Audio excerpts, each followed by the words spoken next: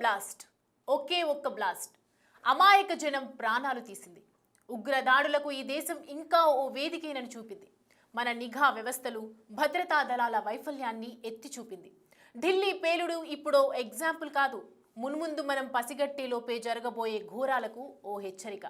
ఎన్ని స్ట్రైక్స్ చేసినా, ఎన్ని ఉగ్రవాద స్థావరాలు ధ్వంసం చేసినా, అన్నిసార్లు ఉగ్రకుట్రలను భగ్నం చేయటంలో మాత్రం మన భద్రతా వ్యవస్థలు ఫెయిల్ అవుతూనే ఉన్నాయి. అసలు ఢిల్లీలో బ్లాస్ట్ ఎలా జరిగింది? ఉగ్రకుట్రని ఎందుకు భగ్నం చేయలేకపోయారు?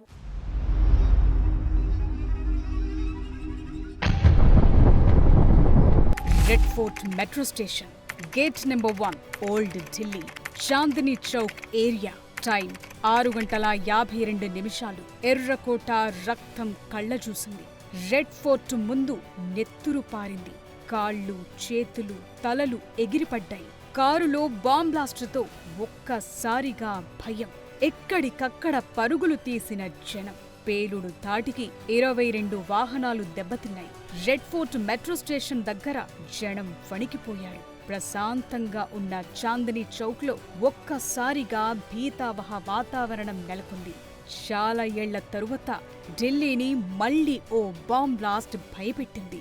సాక్షాత్తు దేశ రాజధాని నడిబొడ్డున రద్దీ ఏరియాలు, అది కూడా ఎర్రకోట ముందే ఈ బ్లాస్ట్ జరిగింది. ఈ బాంబ్ బ్లాస్ట్ అంతా ఓ కార్ చుట్టే తిరుగుతోంది. I-20 కార్లో ఈ పేలుడు జరిగింది. దీంతో ఒక్కసారిగా అగ్నికీలలు ఎగసిపడ్డాయి. మొదట కార్లో CNG ట్యాంక్ ఏదైనా బ్లాస్ట్ జరిగి ఉంటుందనుకున్నారు. కానీ అక్కడి పరిస్థితులు చూసిన వారికి అది బాంబ్ బ్లాస్ట్ అని తొందరగానే తెలిసిపోయింది. స్పాట్లోనే 9 మంది ప్రాణాలు గాల్లో కలిసిపోయాయి. చికిత్స పొందుతూ మరో 3 మృతి చెందారు.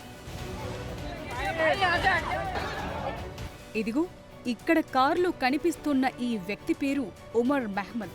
వృత్తి డాక్టర్, ప్రవృత్తి ఉగ్రవాదం. ఈ బ్లాస్ట్ కు సంబంధించి మొత్తం మాస్టర్ మైండ్ ఇతడే అంటున్నారు. నవంబర్ 10వ తేదీన రోజంతా ఉమర్ అనుమానాస్పదంగా కనిపించాడు.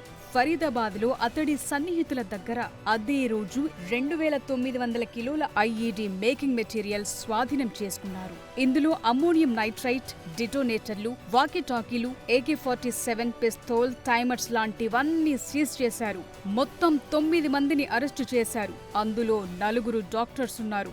దీంతో తన ఉనికి తెలిసిపోతుందనుకున్నాడు, లేదంటే ఎలాగైనా బ్లాస్టింగ్ ప్లాన్ వర్కౌట్ చేసి తీరాలనుకున్నాడో ఏమో గాని ఉమర్ ఆత్మాహుతి దాడికి పాల్పడ్డట్టుగా అనుమానిస్తున్నారు. పేలుడులో అమ్మోనియం నైట్రేట్ వాడినట్లు చెప్తున్నారు. అందుకే ఇంత తీవ్రత ఉందంటున్నారు ఫోరెన్సిక్ ఎక్స్పర్ట్స్. DNA టెస్టుతో ఉమర్ చనిపోయాడా లేదా అనేది నిర్ధారించనున్నారు. ఇప్పటికే ఈ కేసుని NIAకి అప్పగించింది కేంద్రం. ఢిల్లీ బ్లాస్ట్ లో గేమ్ అంతా ఈ I-20 కార్ చుట్టే తిరుగుతోంది. ఈ కార్ చాందినీ చౌక్ ఏరియాలో నవంబర్ 10న ఎక్కడెక్కడ తిరిగిందో సీసీ ఫుటేజ్ అంతా బయటకొస్తోంది. ఫరీదాబాద్, బర్దార్పూర్ టు చాందినీ చౌక్. ఇలా బ్లాస్ట్ కు కొన్ని గంటల ముందు ఏం జరిగింది, కారు ఎక్కడెక్కడి నుంచి వచ్చిందన్నది దూద్ కా దూద్, పానీ కా పానీ మొత్తం తెలిసిపోయింది.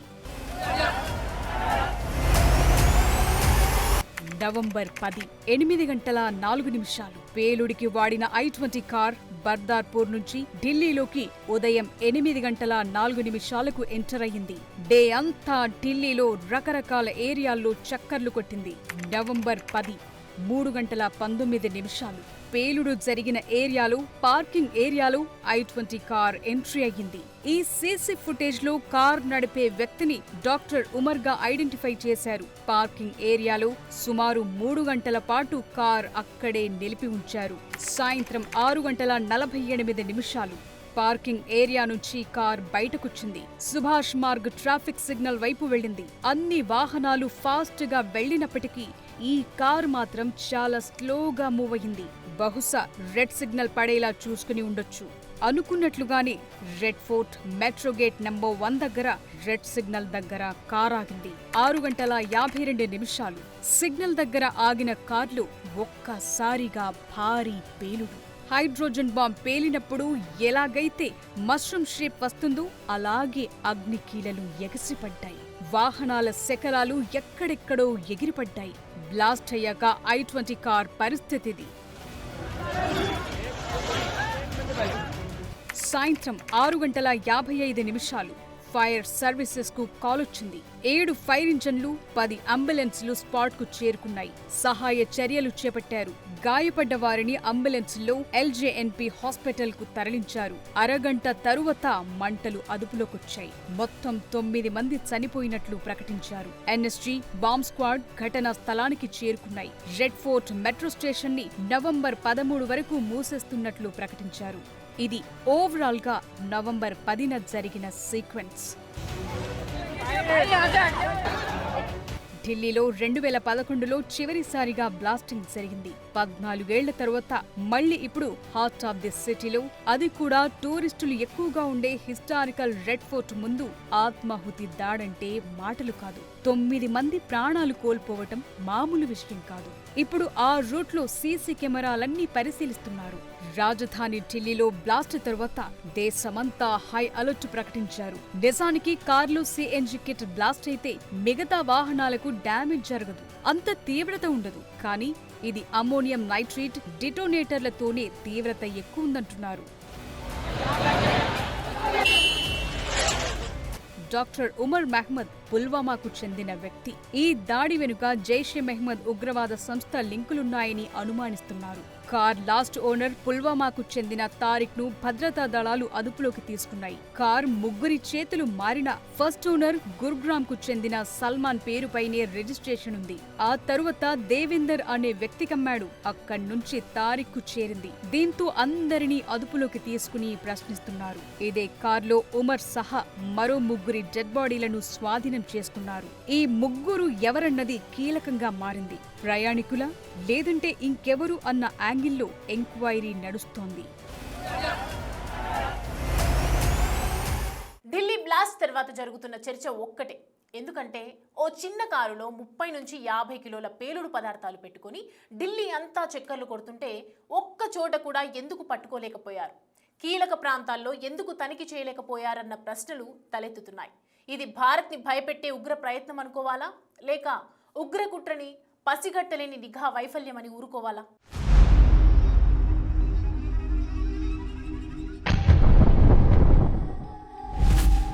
నిఘా వైఫల్యమే పేలుడుకు కారణమా? అప్రమత్తంగా లేకపోవటం వల్లే ఈ ఘోరమా? ఎవరైనా నేరుగా దాడి చేస్తున్నారంటే ఎలాగోలా కష్టపడి దాన్ని అడ్డుకోవచ్చు.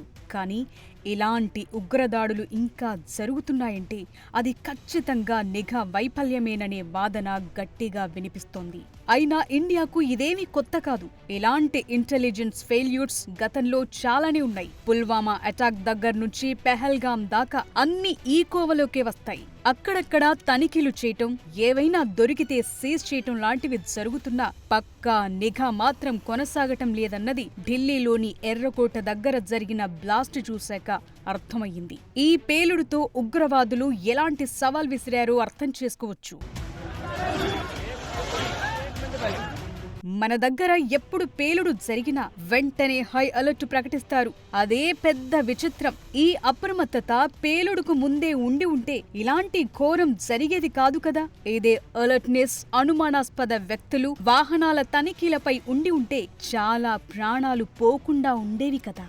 నిజానికి డాక్టర్ ఉమర్ తప్పించుకు తిరుగుతున్న విషయంపై నిఘా అధికారులు ఢిల్లీ పోలీసులకు ముందే సమాచారం ఇచ్చారని చెప్తున్నారు. ఉమర్ని పట్టుకోవటంలో ఢిల్లీ పోలీసుల వైఫల్యం ఉందన్న వాదన ఇప్పుడు చర్చకొస్తోంది. సో పోలీసులు, నిఘా వ్యవస్థ మధ్య సమన్వయం లోపించిందనే విషయం అర్థమవుతోంది.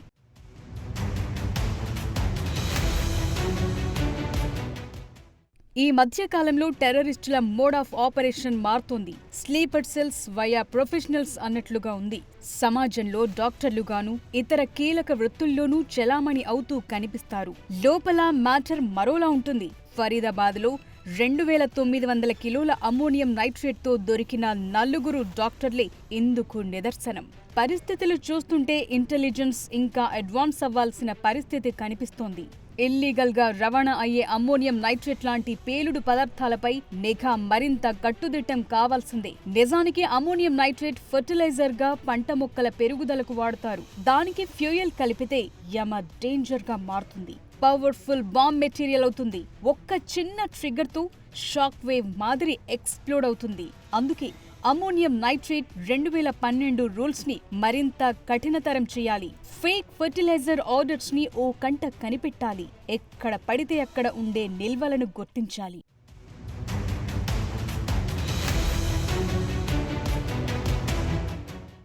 భారత్లో రా, ఐబీ, ఎన్ఐఏ, స్టేట్ ఇంటెలిజెన్స్ లాంటి కట్టుదిట్టమైన నిఘా వ్యవస్థలు ఉన్నప్పటికీ అప్పుడప్పుడు పేలుళ్లు సంభవిస్తూనే ఉన్నాయి. ఉగ్రదాడులు జరుగుతూనే ఉన్నాయి. కేంద్ర నిఘా ఏజెన్సీలు సేకరించిన సమాచారం రాష్ట్ర పోలీసులు, స్థానిక భద్రతా దళాల మధ్య సమర్థవంతంగా త్వరితగతిన పంచుకోబడటం, దానిపై చర్యలు తీసుకోవటంలో లోపాలున్నాయని గతంలో అనేక దాడుల తరువాత కమిటీలు తెలిపాయి. కొన్ని ఉగ్రవాద సంస్థలు దేశంలోని యువతను ఆకర్షించి వారిని ఉపయోగించుకోవటం నిఘా సంస్థలకు కొత్త సవాల్గా మారింది. దాంతో లోకల్ టెర్రర్ నెట్వర్క్లను పసిగట్టడం కష్టమవుతోందనే చర్చ ఉంది. ఇక ఉగ్రవాదులు ఎన్క్రిప్టెడ్ కమ్యూనికేషన్స్, డ్రోన్లు, ఐఈడీల తయారీకి సంబంధించిన సరికొత్త టెక్నాలజీని ఉపయోగిస్తున్నారు. వీటికి దీటుగా నిఘా వ్యవస్థ తన టెక్నాలజీని ఎప్పటికప్పుడు అప్గ్రేడ్ చేసుకోవటం సవాల్గా మారుతుంది. ఇక నిఘా వ్యవస్థలో క్షేత్రస్థాయిలో కీలక సమాచారాన్ని సేకరించే హ్యూమన్ ఇంటెలిజెన్స్ సిబ్బంది కొరత, సరైన ట్రైనింగ్ లేకపోవటం లాంటి లోపాలు కూడా ఉన్నాయనే విమర్శలున్నాయి.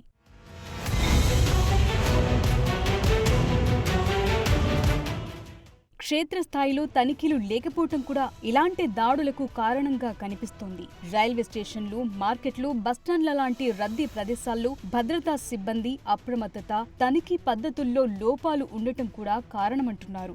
మరోవైపు భద్రతా, నిఘా వ్యవస్థలకు అవసరమైన నిధులు, అత్యాధునిక పరికరాలు, మౌలిక సదుపాయాలు సమయానికి అందట్లేదనే చర్చ ఉంది.